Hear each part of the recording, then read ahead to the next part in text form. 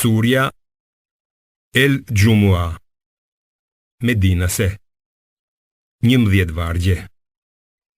Bismillahirrahmanirrahim. Me emrin e Allahut, të gjithë mëshirshmit, mëshirë plotit. Allahun e përlëvdon gjithçka që gjendet në qiej dhe në tokë. Ai është sunduesi, i shenjti, i pastër nga çdo emet, i plot fuqishmi dhe i urti.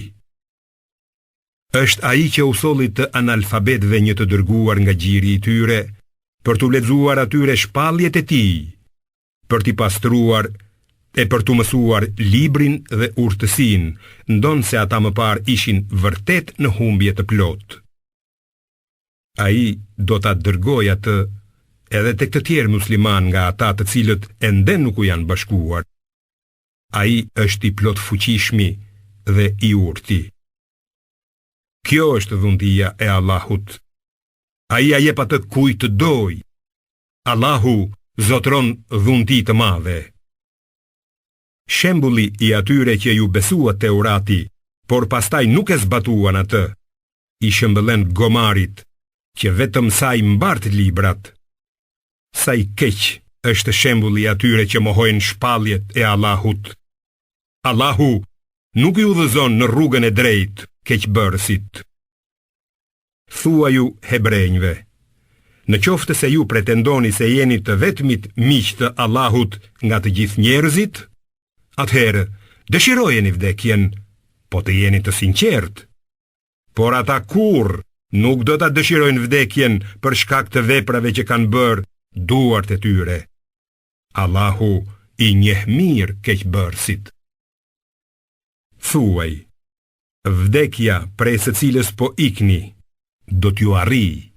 Pastaj ju do të ktheheni tek ai, i cili e di të padukishmen dhe të dukshmen, dhe ai do t'ju njoftojë ju për atë që keni bërë.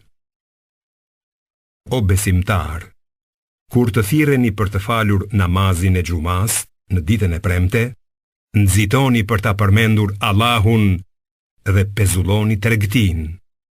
Kjo që ta dini është më mirë për ju.